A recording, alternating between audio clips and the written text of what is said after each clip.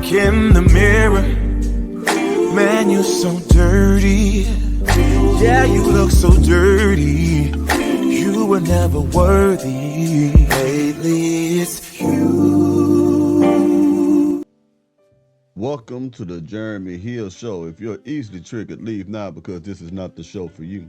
Now, what I'm going to discuss in this reaction video today, I guess say it like this here. It seems like all of the modern day black women today who are ghetto, ratchet, uncouth, act all kinds of, horrible ways, just ratchet.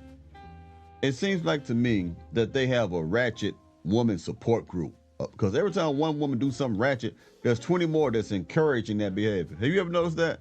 So I'm going to go ahead and show some clips, let a woman talk about it too. Hold on 1 second, I'll put it on your screen, man. But that's just my opinion. That's what it seemed like to me. You know what I mean? Y'all tell me what y'all think. All right. Like I always say, buddy, let's get it.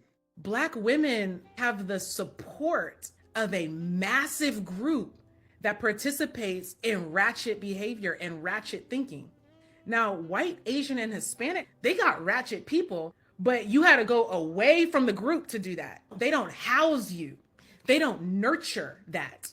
The Black community, the massive group accepts it and nurtures it. It's totally backwards. Rather than sending the ratchets away, the massive Black groups bring the ratchets. There's a safe space for them. When they're confronted, you look like the minority because you are the minority that confronts that culture, and they're the majority. This is the only group, this is the culture where the ratchets has the power socially, the nerds, the high value minded people. When I'm talking about high values, I'm talking about pro-social values, generosity, respect, honor, faithfulness, kindness. I'm talking about community. High values your way of being. The people like us, we in the Black community are the rejects.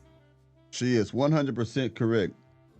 Women who act ratchet, whorish, disrespectful, have bad attitudes, women who are not pleasant to be around, women who are always quick to say something, that everything come out their mouth, there's no filter and stuff like that. They can dress how they want, talk how they want, smell how they want, do what they want. They do have a safe place in the Black community. They do.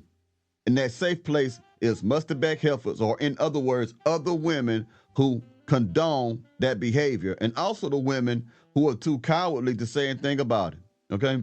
They have a very, very comfortable, safe place in the Black community because their behaviors are not as accepted in other communities. People from other cultures ain't gonna tolerate that shit. Other countries, people from other countries who live in, women, sorry. People who live in other countries right now will not accept that behavior from their women. It's not safe there. But in the Black community, it is. And they do have the social strength. They do. Society cheers them on. Just cheers them on. Keep on patting them on the back. Keep on encouraging them to walk in their own personal delusions. Keep on telling them it's okay to have multiple baby daddies and multiple bastard kids. Keep on telling them that it's all right to get tattoos all over their face, down their neck, all the way down to their toenails. Keep on telling them that it's all right to get overweight, to become so obese that you can barely fit into a car or in your own house.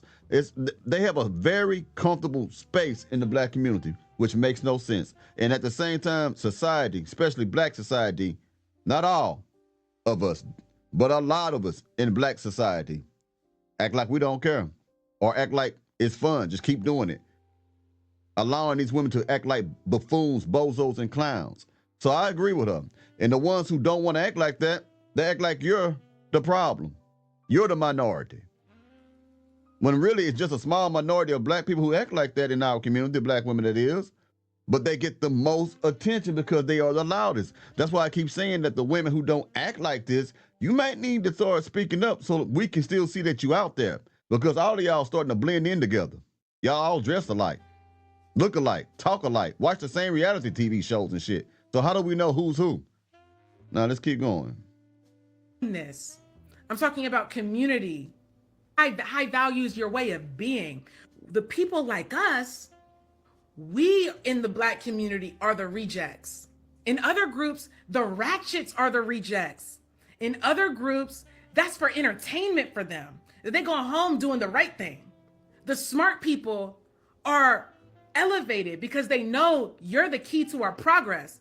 In our group, the smart ones are rejected and they think you trying to oppress them. It's interesting. You so backwards. You think we trying to oppress you. We trying to free you. And she's telling the truth. Content like mine and content like many other people is trying to liberate you from that bullshit that you think is the right thing to do.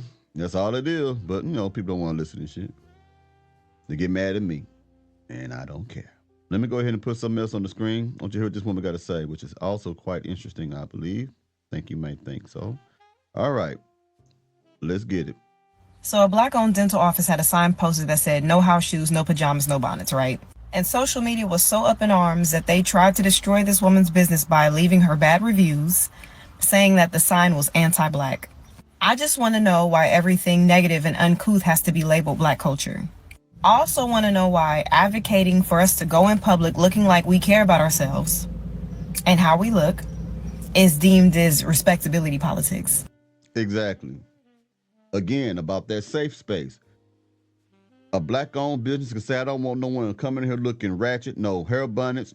Don't come in here wearing your dusty-ass PJs, your dry soda-covered Crocs and stuff, smelling like marijuana. They have every right to say that. But as soon as someone stands up for decency, because that's really just saying, come in here decent and have some self-respect. As soon as someone says that right there, those people who like to create and maintain that safe space for ratchet behavior, here they come. They go right to social media trying to condemn you, trying to destroy your business because you are trying to stand up for what's right. There is, unfortunately, a safe space for musty back heifers.